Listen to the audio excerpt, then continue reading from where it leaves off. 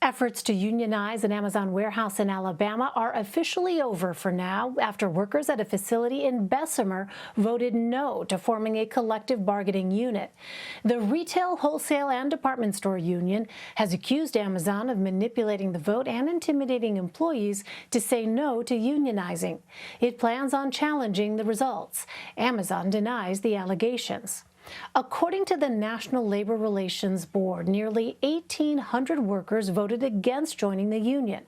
738 people voted for it, and only about half of all eligible employees participated in the vote. For more, I'm joined now by Margaret O'Mara. She is a professor at the University of Washington in Seattle and researches the history of tech companies. Margaret, welcome. Thanks very much for joining us. First, can you provide some context for us? Why did Amazon employees at this facility in Alabama try to form a union in the first place? Yeah, well, it's coming on the heels of extraordinary growth of Amazon, the company, which now has more than 1 million employees, has 110 fulfillment centers in the U.S. alone, many of which have been opened only in the last few years, including the Bessemer facility, which only opened in 2019.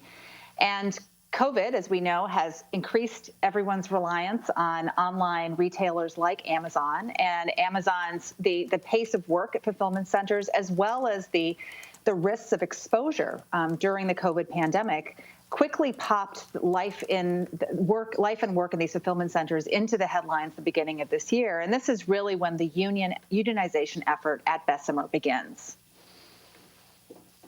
Well, this was a pretty decisive vote, and it's being described as a win for Amazon. Why do you think more people voted against unionization than for it?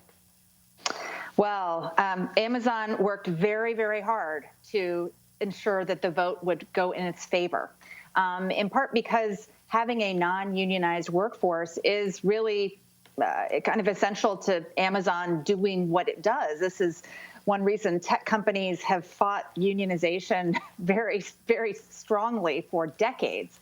The ability to upsize and downsize the workforce, to set the rules for how work goes, to use technology to make it more efficient. All these things can make for a punishing pace of work in these warehouses. But it also is something that is, again, baked into the business model of Amazon.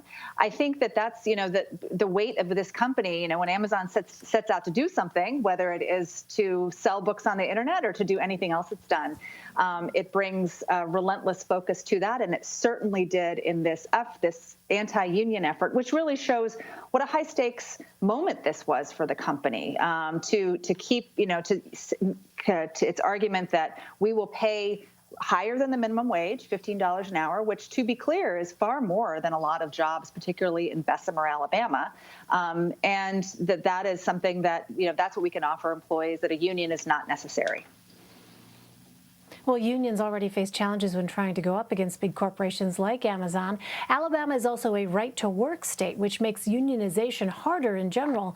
Did this effort actually have any chance of succeeding based on those factors?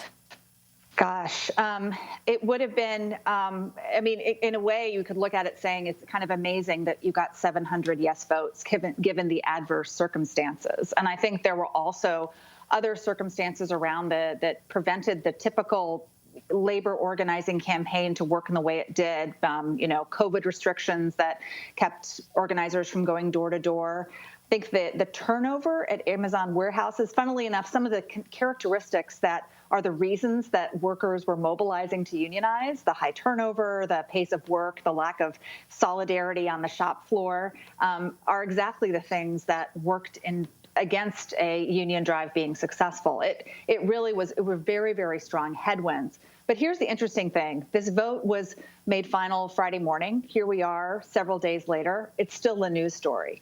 And so while Amazon won this battle, it's pretty clear a few days later that this is not going to go away. And the verdict of the court of public opinion is going against Amazon. I mean, it's gone from, this message has been pushing very hard that, these are great jobs. These are jobs that pay well. These are jobs that local and state officials have welcomed. I mean, think about how excited these local officials have been to welcome facilities to places like Bessemer. There's now a counter narrative that I think is, it's going to be hard to dissipate. Yeah, I mean, it's certainly a story that has gotten a lot of attention, and I'm sure we'll get continued focus here if other facilities and workers in other areas decide they would like to try the same thing. We'll continue to watch it.